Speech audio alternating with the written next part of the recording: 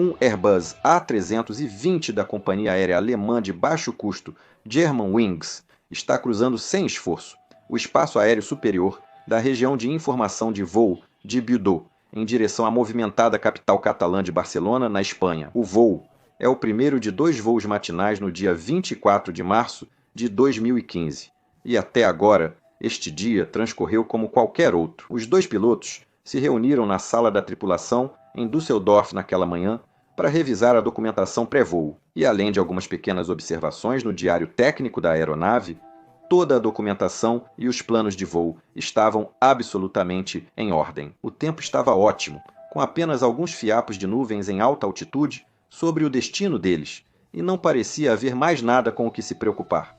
O embarque ocorreu e sem problemas, e os 4 comissários fizeram um excelente trabalho, como sempre. Às 06h, 01 UTC, o voo Germanwings 9524 decolou da pista 23 esquerda em Düsseldorf, subindo em direção ao sudoeste, rumo a Paris. Depois veio o segmento da tripulação no nível de voo 370, que também ocorreu sem problemas até então.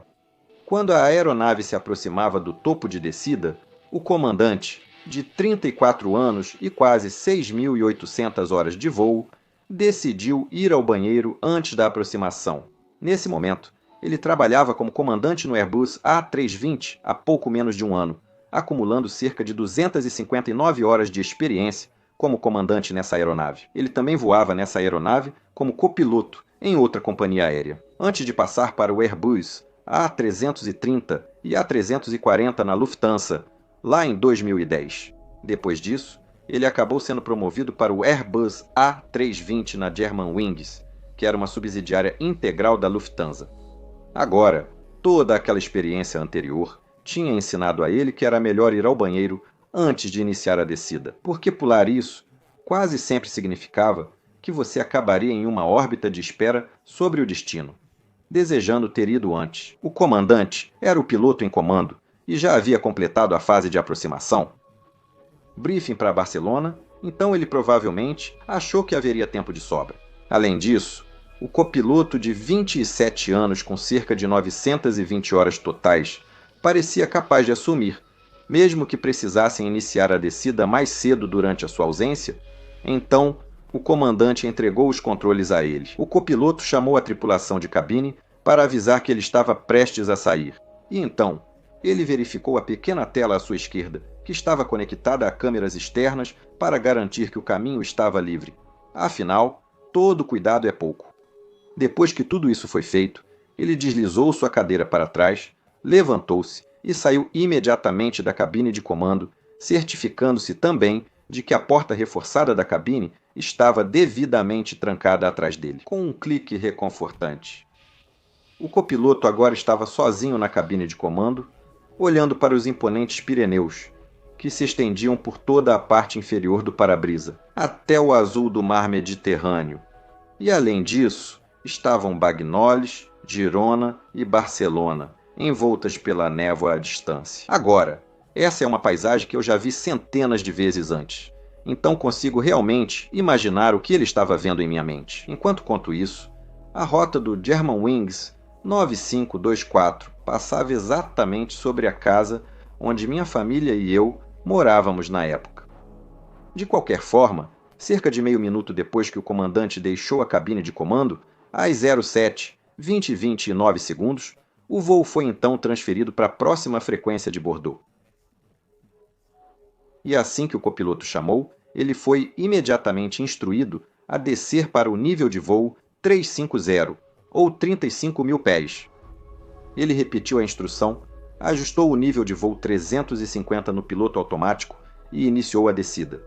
Mas então, de repente, 20 segundos depois, a altitude selecionada foi rapidamente alterada para apenas 100 pés, que é o valor mais baixo que poderia ser selecionado. Mais 3 segundos se passaram antes que o valor rapidamente mudasse para 49.000 pés, o valor mais alto possível, e então voltasse para 35.000 pés novamente, onde permaneceu. Mais meio minuto se passou, antes que o controle de Bordeaux o chamasse novamente e pedisse ao voo para descer ainda mais para o nível de voo 210, que o copiloto repetiu corretamente e também, inicialmente, ajustou. Mas apenas 1 minuto e 11 segundos depois, a altitude selecionada caiu novamente para 100 pés. E então, ela permaneceria por ali, variando levemente para cima e para baixo por um curto período. Foi então reajustada para sua altitude autorizada de 21 mil pés naquele momento, às 07:24:13:2 segundos, antes do comandante inserir o código para retornar à cabine de comando. 4 minutos e meio se passaram desde sua saída, e nesse tempo, provavelmente, houve uma batalha interna na cabine de comando. Uma batalha em que o bom senso finalmente venceu, mas não por uma grande margem, e uma luta da qual o comandante, os passageiros e a tripulação de cabine, obviamente, não faziam ideia. Agora, este era o início aterrorizante de uma história que eu resisti a te contar por anos, simplesmente porque eu não conseguia encontrar uma maneira de deixar vocês, meus espectadores, com uma visão positiva sobre isso, ou, de fato, qualquer maneira de mostrar que a indústria se tornou mais segura e melhor como resultado. Mas agora, decidi contar essa história para vocês mesmo assim, porque sinto que, embora tenham ocorrido algumas melhorias, ainda há muito a ser feito. Vamos precisar da sua ajuda e, fundamentalmente, da sua compreensão para que isso aconteça. E a única maneira de conquistar essa compreensão é fazendo você enxergar isso.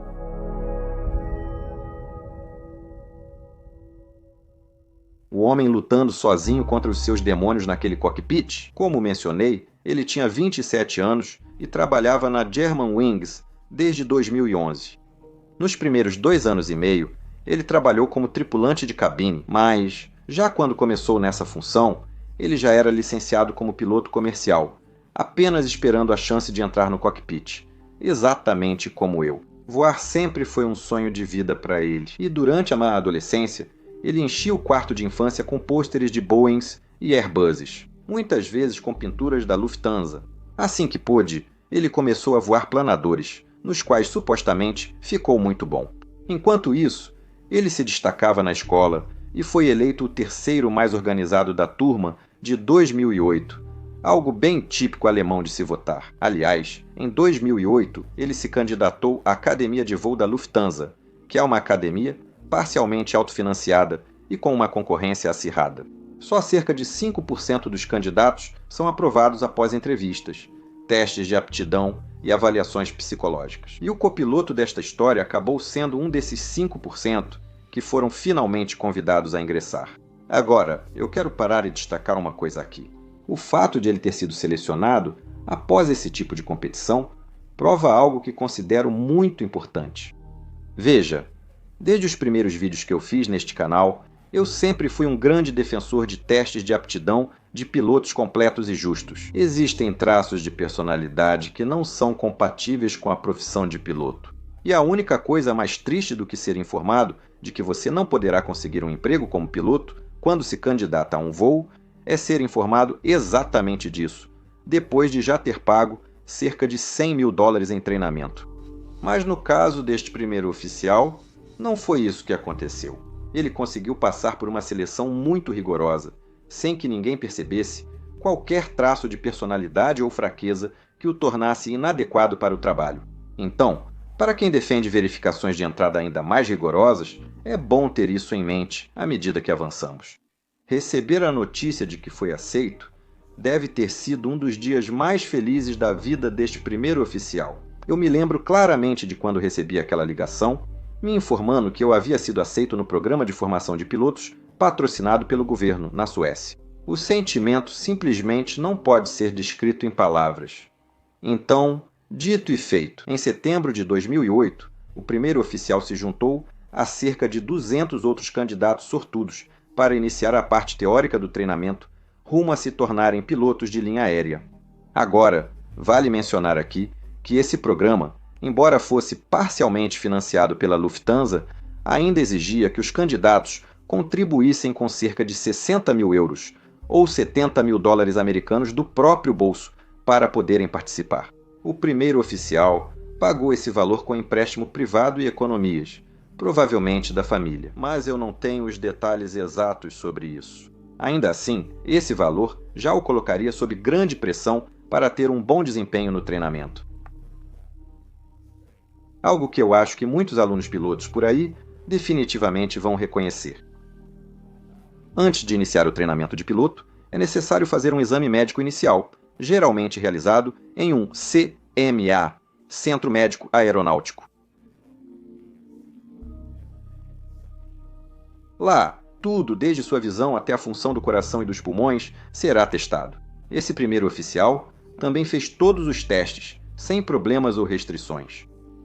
Mas, segundo um artigo da GQ, os meses seguintes de treinamento teórico, longe de casa, acabaram sendo muito difíceis para ele.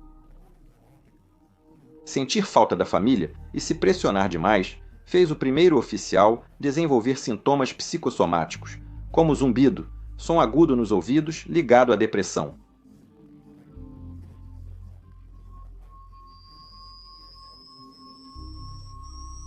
A situação ficou tão grave que ele desistiu do curso e voltou para a casa dos pais. Já em novembro daquele mesmo ano, e alguns meses depois, ele consultou um psiquiatra que o diagnosticou com um episódio depressivo profundo, incluindo pensamentos suicidas. E por isso também receitou 2 antidepressivos potentes, Ciprolex e mirtazapina, além de psicoterapia intensiva.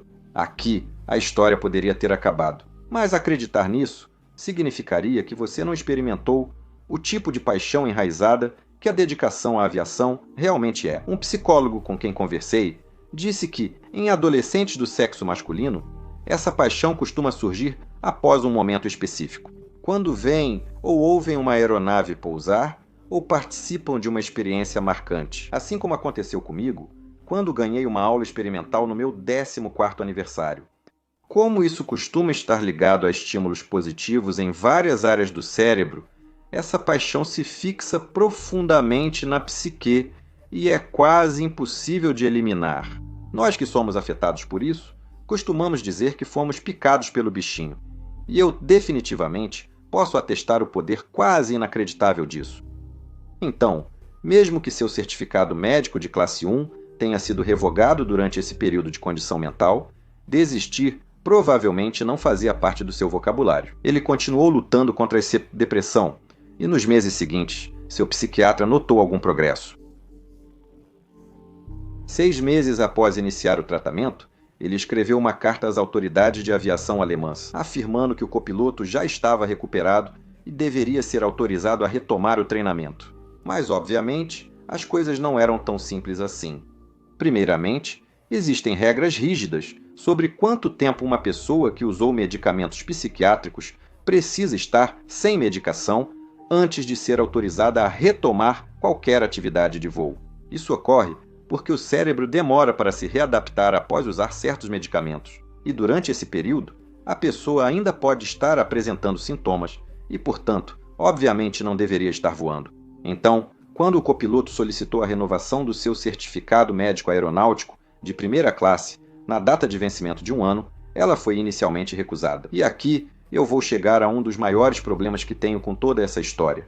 Veja, as autoridades de aviação alemãs acabaram devolvendo ao copiloto o seu certificado médico como deveriam, mas eles também adicionaram uma observação nesse certificado dizendo: as condições especiais ou restrições da isenção 09-REV. E o que um médico veria se ele pesquisasse essas restrições especiais seriam que qualquer recaída em depressão tornaria o certificado médico permanentemente inválido e, portanto, encerraria efetivamente sua carreira. Agora, à primeira vista, e especialmente considerando o que acabou acontecendo, isso parecia uma restrição bastante lógica, certo? Bem, se você parar para pensar um pouco, vai perceber rapidamente que essa lógica é falha. E deixe-me explicar o porquê. Imagine estar em uma posição onde você trabalhou a vida inteira em direção a um único objetivo, e então, finalmente, conseguiu alcançá-lo. Você se dedicou totalmente e investiu boa parte do dinheiro da família para chegar lá. Você não se imagina fazendo outra coisa. Mas aí, você desenvolve uma lesão como cotovelo de tenista, que não é visível para os outros. Se um médico diagnosticar, isso pode te impedir de fazer o que ama. Mas você é uma pessoa boa e íntegra. Você relata e é afastado até resolver a situação, o que acaba conseguindo. Mas quando você retorna, te dizem que se você perceber qualquer sintoma de cotovelo de tenista novamente, seu sonho será perdido para sempre. Você avisaria se isso voltasse a acontecer? Acho que não. Isso é muito importante de lembrar conforme essa história continua. Em 26 de agosto de 2009, o primeiro oficial retomou o treinamento e, pouco mais de um ano depois, concluiu com êxito a parte teórica. Isso significava que era hora de ir para o Arizona, nos Estados Unidos, para a etapa prática de voo. Chegamos ao próximo obstáculo, onde a saga quase foi interrompida. Para voar nos Estados Unidos, ele precisava de um certificado médico da FAA. Ao solicitar um desses, é preciso preencher seu histórico médico. Uma das perguntas nesse formulário questionava se ele já havia sofrido de alguma doença mental anterior, e para isso, o copiloto supostamente respondeu: não. Agora, mentir em um formulário de solicitação da FAA é uma infração federal que pode, se for grave o suficiente, levar você para a cadeia e definitivamente impedir que você voe. Mas alguém aqui, seja na escola de aviação ou em algum outro ponto da cadeia que lidou com esses formulários, deve ter percebido e corrigido isso. Ou alguém apontou isso para ele. Você sabia que o histórico dele era verificável, por isso o fizeram mudar o formulário novamente. Essa é uma informação que vem de fora do relatório final oficial, mas acho importante incluir. E também quero destacar outra coisa aqui. Veja, é supostamente muito comum as pessoas mentirem nesses formulários para evitar se envolverem em longos problemas com as autoridades de licenciamento. Existe um sentimento generalizado entre pilotos ativos, instrutores e alunos de que ser 100% honesto nesses formulários pode te colocar em uma grande encrenca, onde às vezes você precisa passar por muita burocracia, aparentemente sem motivo algum. Então, para evitar isso, as pessoas simplesmente mentem, o que é outra coisa que nós como indústria realmente precisamos resolver, porque esse problema ainda persiste até hoje. De qualquer forma, após a atualização do formulário refletindo seu histórico, a FAA decidiu não emitir o certificado médico de primeira classe. Eles solicitaram mais informações aos médicos dele e, após fornecer os dados e alguma troca, o certificado médico de primeira classe foi emitido. Assim, o primeiro oficial iniciou o seu treinamento prático nos Estados Unidos. Mas ainda pode ser debatido se essa desonestidade inicial era um sinal do que estava por vir, ou apenas algo que ele foi orientado a fazer para evitar problemas. Nos Estados Unidos, tudo parecia ter corrido bem, e desde o início de 2011 em diante, o primeiro oficial voltou para a Alemanha e continuou o seu treinamento de voo, enquanto também trabalhava como tripulante de cabine da Lufthansa.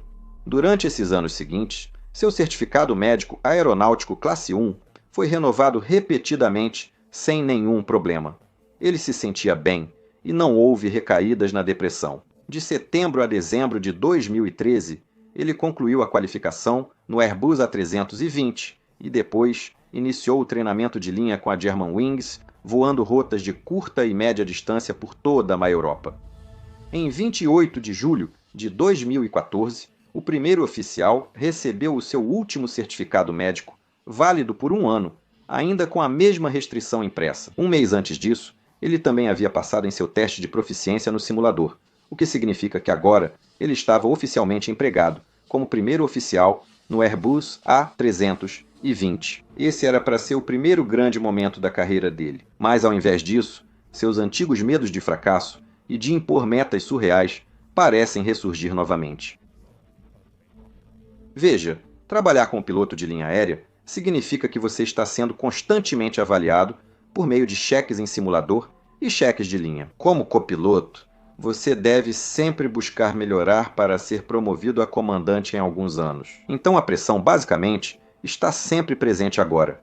Entre a população em geral, cerca de 5% dos homens e 7% das mulheres sofrerão de algum tipo de depressão durante a vida. Isso, obviamente, varia em gravidade e forma, e também provavelmente é muito subnotificado devido ao estigma que ainda está associado. Mas também sabemos que a depressão é tratável, assim como a maioria das doenças físicas. Então, na minha opinião, não há motivo para que essas doenças sejam tratadas de forma tão diferente. Na aviação, autoridades classificam doenças conforme a chance de incapacitar o piloto em fases críticas do voo, e o consenso é que uma condição não pode ser aceita se aumentar esse risco para mais de 1% para um piloto ao longo de um ano, o que é conhecido como a regra de 1%. Agora, devido à dificuldade inerente em avaliar a incapacitação causada por doença mental e ao conjunto de dados estatísticos muito limitado devido aos estigmas envolvidos, as autoridades sempre preferiram ser cautelosas nesses casos, portanto, não deixar pilotos com esses problemas voarem ou ao menos restringi-los bastante. Mas isso é como enfiar a cabeça na areia e fingir que não está chovendo. Como disse antes, cerca de 6% da população terá algum tipo de depressão na vida, número que pode chegar a 12%. Considerando todos os tipos de transtornos mentais, você acha que os pilotos são diferentes? Não, claro que não somos. Isso significa que tem que haver maneiras para os pilotos levantarem a mão, honestamente, e dizerem que não estão se sentindo bem, receber tratamento e ter um caminho definido de volta ao cockpit quando estiverem melhores, ou pelo menos um plano financeiro de respaldo se eles quiserem. Mas este copiloto não tinha nada disso. Quando os velhos e familiares sintomas começaram a voltar, ele sabia que sua carreira provavelmente acabaria se informasse às autoridades de aviação. Então, inicialmente, manteve tudo completamente escondido. Simplesmente continuou. Nenhum dos comandantes que voou com ele durante esse período disse que ele havia demonstrado qualquer sinal de não estar se sentindo bem. Ele também estava em um relacionamento estável, corria meias maratonas em seu tempo livre e estava planejando começar uma família. Mas então, por volta de dezembro de 2014, ele de repente começou a ter problemas de visão. Ele procurou oftalmologistas relatando ver estrelas, halos e visão dupla. Mas mesmo tendo passado por exames extensivos, nenhum médico conseguiu encontrar qualquer problema físico com ele. Também devo mencionar aqui que ter problemas de visão é uma das coisas que mais assustam nós pilotos. Junto com problemas cardíacos, essas são as condições em que a chance de perdermos o certificado médico é mínima. Esses problemas de visão eram provavelmente uma manifestação psicossomática do seu medo de fracassar voltando à tona. Os médicos logo começaram a perceber esse fato, e um neurologista chegou a diagnosticá-lo com transtorno hipocondríaco. Mas o copiloto, inicialmente, rejeitou qualquer insinuação de uma origem psicológica para os seus sintomas. Na verdade, ele interrompeu o tratamento assim que isso foi mencionado, o que, sabendo o que sabemos agora, faz certo sentido. Seu médico de família, nessa época, chegou a diagnosticar uma psicose emergente e o incentivou a se internar em uma clínica psiquiátrica, mas o copiloto simplesmente ignorou. Agora eu tenho uma pergunta para você. Você acha que isso teria acontecido se esse homem não tivesse associado um diagnóstico como esse ao fim da carreira e dos sonhos dele? Lembre-se, ele já havia parado e buscado tratamento antes, mas agora era claramente diferente. Destaco que a Germanwings já havia emitido uma perda de licença para ele, um seguro acionado por perda permanente de aptidão médica, cobrindo apenas os custos de treinamento. Nenhuma cobertura do seu sustento de qualquer forma, já que ele ainda estava abaixo do limite de 35 anos de idade, quando esse tipo de apólice poderia ser estendida para incluir isso. E quando ele solicitou um seguro privado para cobrir essa parte, foi negado devido ao seu histórico de depressão. Você entende o problema? Entramos na parte crítica da história, onde essa pessoa afunda ainda mais no buraco causado pela doença mental e, portanto, talvez não conseguisse mais tomar decisões racionais ou lógicas. Aqui, redes de segurança pessoal e a sociedade deveriam intervir e assumir o controle. Mas, infelizmente, isso também falhou de forma notável. Em janeiro de 2015, poucos meses antes do voo 91525 decolar, a mãe do primeiro oficial procurou o mesmo médico que já havia tratado dele anteriormente e pediu ajuda. Nesse momento, o primeiro oficial parecia ter aceitado que os sintomas poderiam ser causados por questões psicológicas mais profundas. Ele se ofereceu para voltar ao médico, que logo percebeu que a depressão dele havia retornado. Esse foi, portanto, o ponto de gatilho para a perda permanente da sua licença. Mas na Alemanha, para que isso acontecesse, seria necessário que o próprio indivíduo informasse as autoridades. Agora, existiam leis em vigor que permitiriam ao médico entrar em contato com as autoridades se houvesse riscos óbvios ao bem-estar da pessoa ou ao bem-estar de outros. Mas também havia outras leis sobre o sigilo médico, e violar essas leis poderia levar o médico à prisão. De qualquer forma, o primeiro oficial voltou a tomar medicamentos psiquiátricos prescritos, mirtazapina e lorazepam, e seguindo as orientações do médico, ele começou a preencher um diário de pensamentos felizes, criado para melhorar sua visão de mundo. A partir desse diário, vemos que ele também estava sofrendo de insônia, que parece ter melhorado com o tratamento, mas a depressão geral dele não melhorou. O relatório final não traz muitos detalhes. Porém, segundo outras fontes, no início de março, ele pesquisou na internet frases como produzir monóxido de carbono, beber gasolina e qual veneno mata sem dor. No dia 10 de março, o médico o diagnosticou com possível psicose e sugeriu tratamento psiquiátrico hospitalar, que ele ignorou, mas aceitou seguir com antidepressivos e remédios para dormir. 8 dias depois, outro médico emitiu um atestado de afastamento por distúrbio visual persistente de origem desconhecida. O primeiro oficial usou vários atestados médicos para justificar afastamento por doença nesse período. Mas ele também ignorou muitos outros e continuou voando. E nenhum médico avisou as autoridades ou o seu empregador. E isso, mesmo que alguns deles provavelmente soubessem com que ele trabalhava. No dia 20 de março, o pensamento suicida dele tomou um rumo ainda mais sombrio. A partir daqui, a investigação indica que ele passou a pesquisar na internet sobre o mecanismo de travamento da porta de cabine à prova de balas do Airbus A320. 2 dias depois, ele escreveu Decisão Domingo IBCN, Código Associação Internacional de Transporte Aéreo do Aeroporto de Barcelona, em um papel achado depois em uma lixeira de seu apartamento.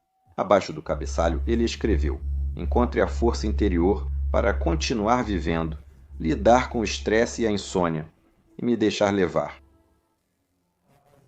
Quero enfatizar que isso não deve ser visto como parte de uma depressão comum, mesmo com tendências suicidas.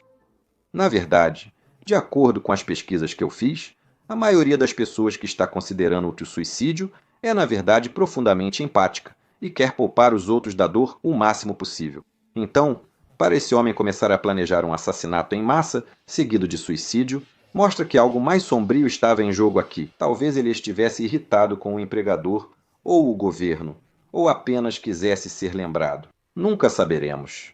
Mas acho importante ressaltar que não há nada que possa justificar a linha de pensamento dele aqui, nem como ela continuou. No dia seguinte, ele estava de sobreaviso e foi chamado para operar um voo de ida e volta entre Düsseldorf e Berlim. E o comandante que voou com ele naquele dia disse que ele parecia perfeitamente bem. Não parecia haver sinais externos dos problemas internos que ele enfrentava, nem dos medicamentos que usava.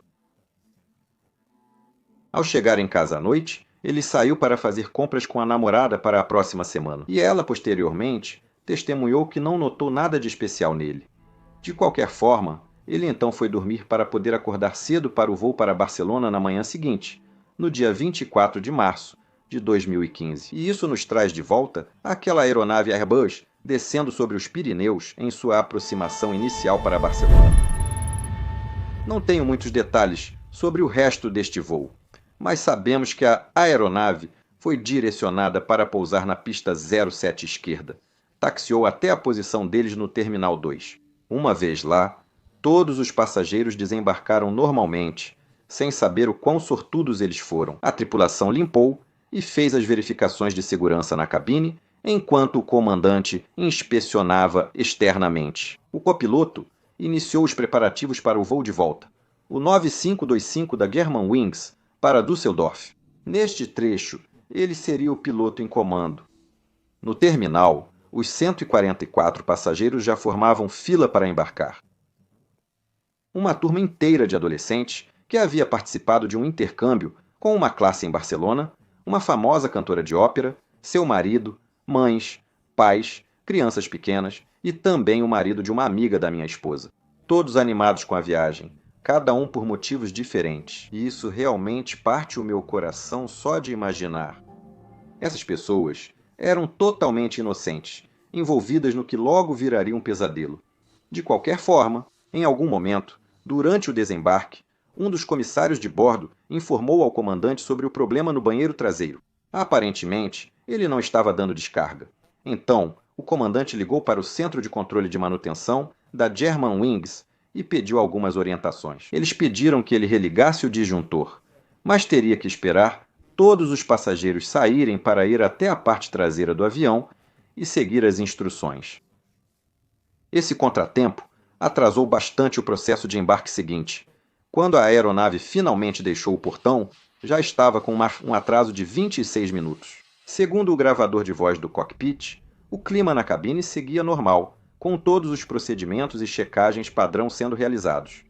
Naquele momento, às 9 UTC, ou 10 no horário local, o reluzente Airbus A320 decolou da pista 07 direita de Barcelona e subiu rumo ao nordeste, sobre o azul do Mediterrâneo. O tempo ainda estava bonito, então o copiloto pilotou a aeronave manualmente pelos primeiros 3 minutos antes de acionar o piloto automático. Em modo de subida e NAV, o comandante estava operando o rádio, onde eles receberam autorizações progressivas de subida pelos próximos minutos.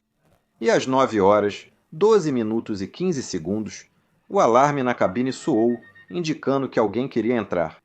O comandante verificou sua tela para ver quem era, e ao perceber que era um dos tripulantes, usou o botão de acesso no pedestal central para destravar a porta e permitir a entrada do comissário de bordo.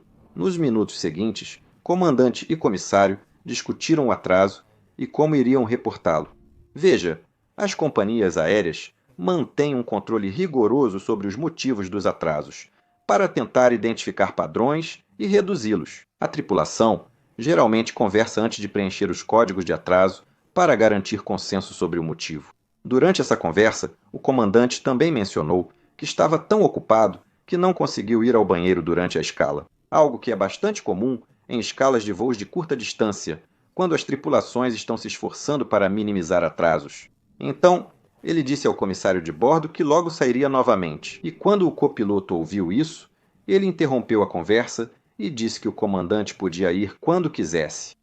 Mas o comandante preferiu esperar até que a aeronave estivesse estabelecida em cruzeiro com segurança primeiro, o que faz total sentido. Logo após essa conversa, o comissário de bordo saiu da cabine e os dois pilotos continuaram discutindo como iriam registrar o atraso. Em breve, eles foram autorizados a subir ao nível de cruzeiro de 38 mil pés, alcançado às 9 horas, 27 minutos e 20 segundos. Eles estavam com controle de rota de Marsella na frequência 133.330, mas 2 minutos depois foram transferidos para o próximo controlador na frequência 127.180. O comandante repetiu a mensagem, mudou de frequência e chamou o novo controlador, que respondeu com um padrão. Bom dia, Germanwings, 18 Golf. Prossiga direto para Irmar, que era um ponto de referência à navegação aérea diária mais adiante, na rota planejada. Direto, Irmar. Obrigado, Germanwings 18G, respondeu o comandante. E essa seria a última mensagem de rádio que seria ouvida do voo 9525. O comandante, então, disse ao copiloto que pretendia ir ao banheiro novamente e em seguida passou o rádio para ele. Ele pediu que preparasse o briefing de descida enquanto estivesse fora, já que o voo duraria quase 90 minutos. Controladores geralmente iniciam a descida dos voos mais cedo ao virem dessa direção, para encaixá-los no movimentado espaço aéreo alemão. E a essa instrução, o copiloto teria respondido com em retrospecto, bastante sombrio. Tomara. Vamos ver. Digo supostamente, porque a transcrição do gravador de voz da cabine deste voo nunca foi divulgada publicamente. Então, o motivo pelo qual sabemos qualquer detalhe do que realmente foi dito é por causa de várias fontes que puderam estar presentes durante a exibição do gravador de voz da cabine, incluindo alguns jornalistas e familiares dos passageiros. Quando o comandante deslizou o assento para sair, a aeronave iniciou uma curva lenta para Irmar, Às 9 horas, 30 minutos e 24 segundos, ouviu-se a porta da cabine abrindo e depois fechando com um clique mecânico. O copiloto estava agora novamente sozinho na cabine, desta vez com os Alpes se estendendo à sua frente. Antes de continuar, precisamos falar um pouco sobre a porta da cabine. Ela agora estava separando o copiloto de todas as outras 149 pessoas a bordo. Após os terríveis ataques terroristas de 11 de setembro nos Estados Unidos, o setor concluiu que era necessário instalar uma barreira mais robusta para proteger a cabine de possíveis ataques de pessoas mal intencionadas. Antes, os sequestros de aeronaves podiam ser violentos e letais, mas não na escala mostrada por aqueles ataques terroristas. Então algo precisava ser feito. Obviamente, não vou poder entrar nas minúcias da segurança da cabine de comando aqui, nem nos procedimentos que a tripulação de voo e de cabine utiliza, que na verdade também variam entre as companhias aéreas. Mas posso te contar o que está disponível publicamente e descrito no relatório final. A porta de segurança deste Airbus A320 era de estrutura sanduíche feita com folhas de pré-impregnado, cobrindo um núcleo de colmeia. A camada externa foi projetada para ser à prova de balas, e nem preciso dizer que essa porta foi feita especificamente para impedir que pessoas entrem na cabine de comando. Ela abria para dentro da cabine de comando e permanecia trancada durante o voo com uma fechadura elétrica. Mas, obviamente, ainda havia situações em que alguém poderia precisar entrar na cabine de comando durante o voo. Então, para possibilitar isso, havia também um teclado numérico de 12 teclas do lado de fora da porta, que podia ser usado para digitar vários códigos diferentes, dependendo da situação. Geralmente, havia um código que podia ser digitado para avisar ao piloto que alguém queria entrar, semelhante a uma campainha, e quando utilizado, ele ativava um som de campainha na cabine de comando por 1 segundo. Caso isso ocorresse, o piloto do Airbus A320 deveria checar uma tela lateral que mostrava câmeras externas à porta para identificar quem desejava entrar e avaliar a situação. Se os pilotos então escolhessem permitir que essa pessoa entrasse, havia uma chave seletora no pedestal central, onde os pilotos podiam escolher entre destravar ou travar a porta. Para destravar, era preciso manter a chave na posição de destravado, acendendo um diodo verde externo que indicava a porta aberta. Se a chave voltasse à posição normal, a porta travaria automaticamente de novo. Mas, e isso é importante, se os pilotos considerassem que havia uma ameaça do lado de fora, bem, então eles também poderiam optar por trancar a porta. Se eles fizessem isso, mostrariam um diodo vermelho no painel, indicando que a porta permaneceria fechada, e essa ação também desativaria o painel do teclado por 5 minutos. No entanto, os pilotos poderiam destrancar a porta manualmente, caso o modo trancado tivesse sido ativado por engano.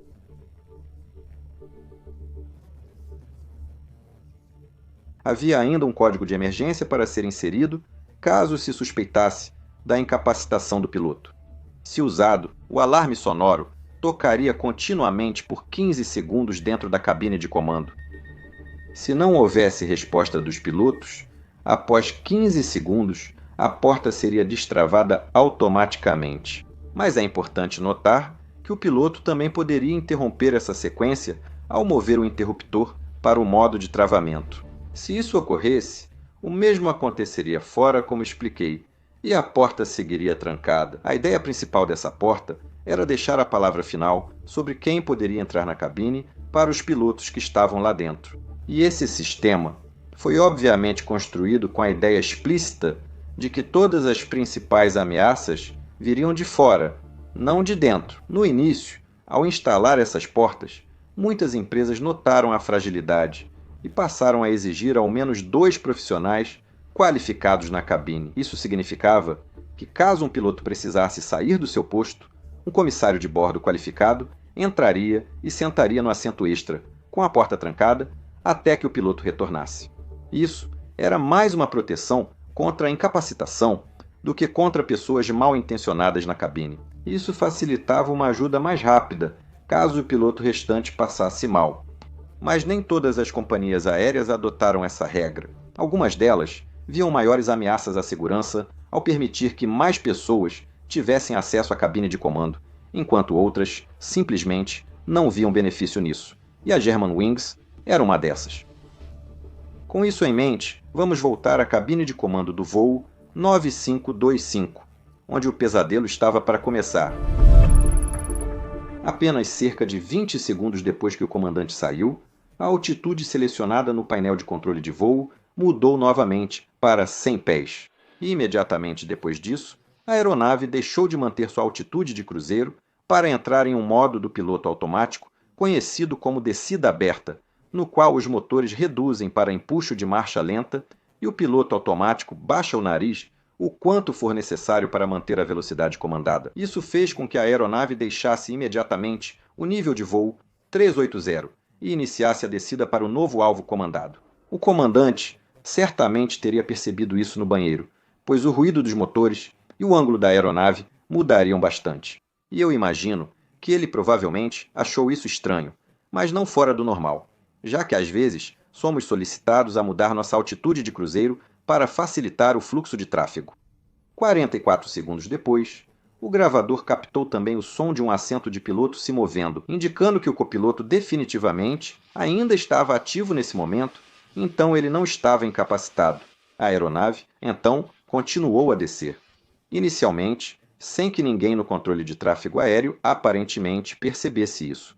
Mas isso logo mudaria. Esta aeronave estava equipada com algo conhecido como transponder modo S, que além de transmitir a sua localização e altitude, também pode transmitir certas seleções do painel de controle de modo do piloto automático. Para aumentar a consciência situacional dos controladores, incluindo a altitude selecionada, mas o hardware usado em Marsella ainda não havia sido atualizado. Para obter essa informação, às 9 horas, 33 minutos e 12 segundos. A gestão de velocidade passou de gerenciada para selecionada, ou seja, deixou de usar a velocidade recomendada pelo sistema de gerenciamento de voo e passou a adotar qualquer valor selecionado. No FCU, o copiloto agora inseria comandos ativamente nesse painel.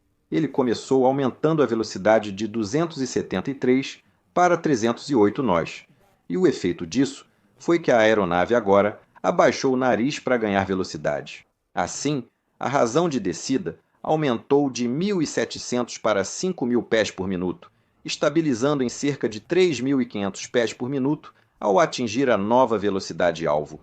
E o motivo pelo qual isso é importante destacar é porque isso mostra novamente que o copiloto estava ativo e atento aqui, e também que essas velocidades estão longe das velocidades que normalmente usamos para uma descida de emergência, por exemplo. Então isso não parecia nenhum tipo de resposta de emergência. Além disso, também não houve indicações no gravador de dados de voo de qualquer alteração anormal de pressurização, nem a máscara de oxigênio na cabine foi ativada. Então, qualquer tipo de hipóxia também pode ser descartada de forma efetiva. Durante todo esse tempo, a respiração constante do copiloto também podia ser ouvida no gravador de voz da cabine, e sabemos que era uma respiração dele. Esse som foi comparado ao mesmo quando o comandante ainda estava na cabine conversando. Cerca de 30 segundos após selecionar a velocidade mais alta, ela foi reduzida novamente para 288 nós, diminuindo levemente a razão de descida. Depois, a velocidade mudou mais 6 vezes até estabilizar em 302 nós, onde permaneceu por algum tempo. É difícil saber por que o copiloto agiu assim. Talvez ainda lutasse com sua decisão horrível ou apenas quisesse esconder as suas intenções da investigação. Nunca saberemos de verdade. Mas uma coisa que acredito, que podemos afirmar com confiança, é que desde o início da descida da aeronave, ele já estava decidido a ir em frente com seu plano monstruoso. E a cada segundo que a aeronave seguia fora da altitude autorizada, o medo das consequências do que ele já havia feito provavelmente reforçou essa determinação.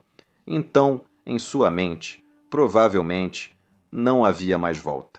Muitos perguntaram como alguém pode tomar tal decisão. Decidir acabar, não só com a própria vida, mas também com a de mais 149 pessoas e destruir as incontáveis vidas ligadas a elas. E claro, não existe resposta satisfatória para isso. Às 9 horas, 33 minutos e 47 segundos, o controlador de Marsella notou que a aeronave se desviava do nível autorizado. E, portanto, ele chamou o voo, perguntando para qual nível de cruzeiro eles haviam sido autorizados. Essa é uma frase típica usada quando o controlador sabe que um erro foi cometido, mas ainda acha que pode ser apenas isso, um erro ou um mal-entendido. Talvez a tripulação tenha confundido a autorização de descida de outro voo como sendo para eles, mas o voo 9525 não respondeu. E nesse momento, ele já havia descido abaixo de 30 mil pés, enquanto ainda seguia sua autorização lateral em direção a Irmar, mas agora mais de 8 mil pés abaixo do nível autorizado. Nos 30 segundos seguintes, o controlador tentou contatar a aeronave mais 2 vezes, mas não obteve resposta. Germanwings 18 Golf, responda. Germanwings 18 Golf, aqui é o controle de Marsella, responda. A velocidade no cockpit subiu novamente para 323 nós, fazendo com o nariz baixar mais uma vez. O comandante terminou no banheiro e provavelmente estava curioso sobre o que ocorria em seu cockpit. Como eu disse antes, ele certamente teria notado a descida, assim como as várias mudanças na atitude de arfagem, mas tendo passado exatamente por essa situação eu mesmo, ele provavelmente não estaria tão preocupado nesse momento. Tudo isso certamente tinha explicação lógica. Então, ele digitou o código de acesso no teclado da porta, o que acionou o alarme de 1 segundo dentro da cabine de comando. Mas, em vez de acionar imediatamente a chave seletora para a posição de destravar, o copiloto agora a colocou na posição de travar, silenciando o alarme e desativando o teclado. Durante 5 minutos, isso também teria mostrado um diodo vermelho, aceso ao comandante, que esperava do lado de fora. Nesse instante, o comandante sentiu uma sensação fria pela primeira vez. Quem entendesse o funcionamento desse sistema saberia o que o diodo vermelho indicava, mas ainda havia a possibilidade de ser só um erro simples. E eu tenho que pensar que ele provavelmente acreditou nisso. Dentro da cabine de comando, o controlador de tráfego aéreo tentava várias vezes contatar o voo, mas não recebia resposta, enquanto suas chamadas ainda podiam ser ouvidas. E enquanto o avião descia passando por 25.500 pés, o controlador de tráfego aéreo também chamou na frequência anterior deles, esperando que eles tivessem, de alguma forma, voltado para lá por engano.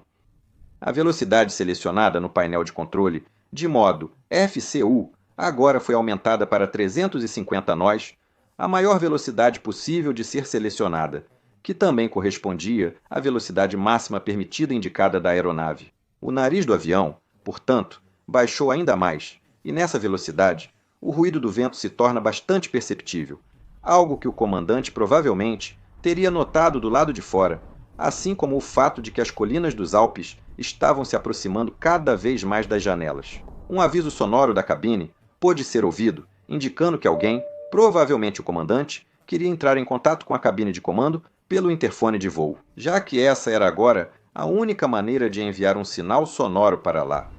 E isso também foi acompanhado por batidas muito fortes na porta. Dentro da cabine de comando, só se ouvia a respiração do copiloto e o som do ar.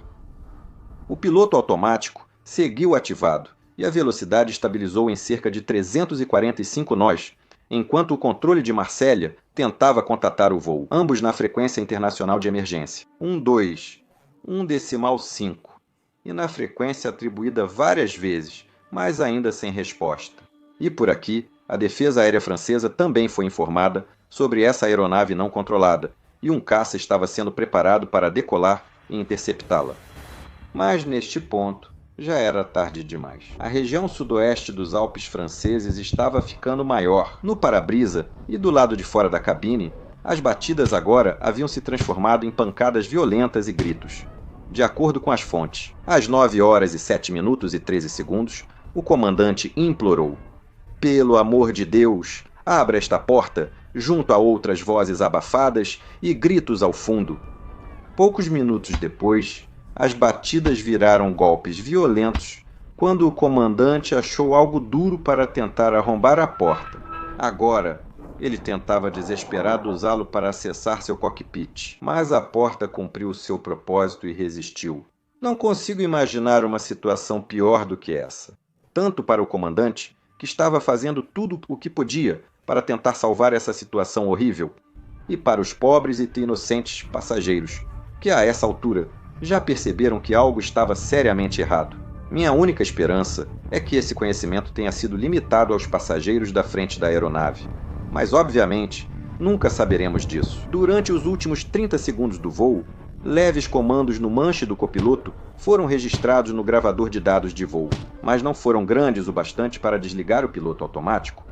Outra aeronave agora podia ser ouvida no rádio, tentando entrar em contato com o voo, mas sem obter qualquer resposta.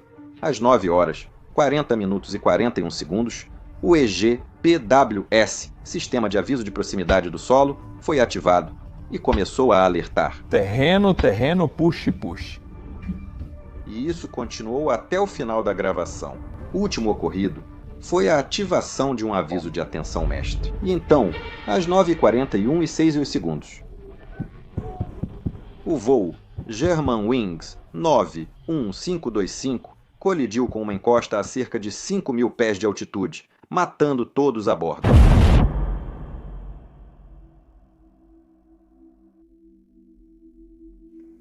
Quando a aeronave sumiu do radar entre as montanhas, os controladores franceses provavelmente entenderam o ocorrido, mesmo sem querer acreditar de início. O caça enviado às pressas já estava a caminho e logo identificou os destroços fumegantes da aeronave, espalhados por toda a encosta íngreme da montanha. Isso ocorreu às 11h01, menos de 20 minutos após o acidente, e a investigação começou imediatamente. A equipe de resgate logo trabalhou incansavelmente, vasculhando os restos da aeronave nas ravinas próximas ao impacto. E por uma mera coincidência, um dos trabalhadores pisou no gravador de voz do cockpit, entre os milhões de outras peças no campo de destroços. Poucas horas após o acidente, o CVR foi levado rapidamente ao Gabinete de Investigação e Análise para a Segurança da Aviação Civil em Paris, onde o módulo de memória estava intacto.